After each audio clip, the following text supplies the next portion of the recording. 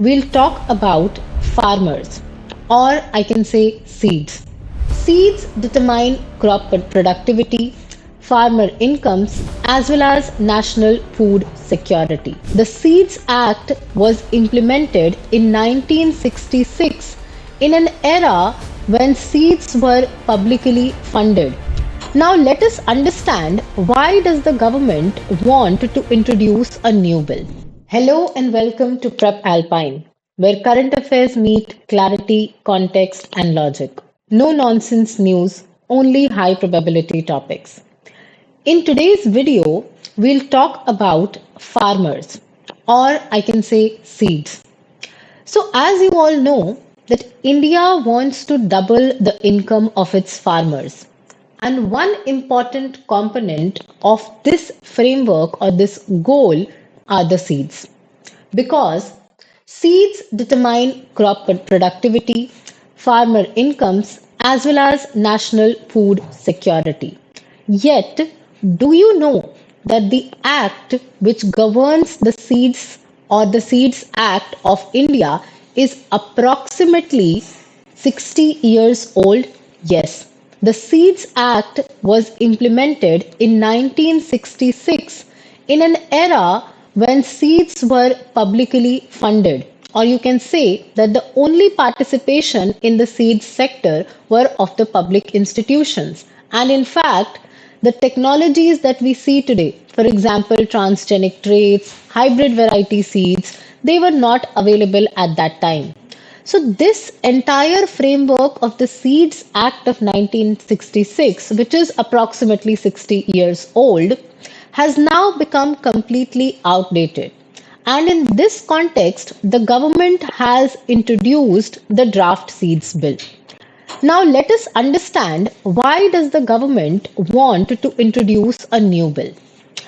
So the new bill has been introduced because the old bill has outdated provisions. So what are these outdated provisions? The old bill does not talk about transgenic traits, hybrid breeding technologies, private sector innovation, online seed commerce, global harmonization standards. And also, in the recent times, we have seen that there has been rapid technological transformation. Apart from seeds, we have also concerns related to purity, genetic purity, especially in the era of genetic editing, biosafety, trait performance, and all these things are outside the purview of the Seeds Act of 1966. We also see that the global trade dynamics are changing. India has now become a major seed producer and also an exporter. And when this Seeds Act of 1966 was implemented, we were an importer. Apart from this, we also want to protect our farmers from losses, because when we import seeds from outside, they have negative consequences on our farmers. And lastly, we want uniform national standards so that a uniformity is maintained across India. So now we'll see that what are the key features of this draft seeds bill. This bill requires compulsory registration of seed varieties regarding their germination, regarding their purity, regarding their field performance, and their use, their value for cultivation. The bill also talks about registration of all actors across the seed chain. This includes the producers, the processors, the distributors, the dealers, and the nurseries, so that a complete holistic chain of regulation can be maintained.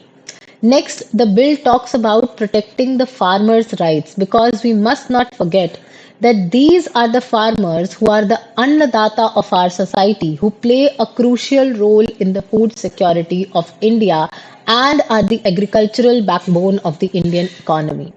Next, the bill talks of strengthening testing infrastructure for the seeds, enhanced penalties for violations, liberalized seed imports, since because we have to import more and more better quality and high yielding variety of seeds. And lastly, the bill talks of a central accreditation system apart from the states.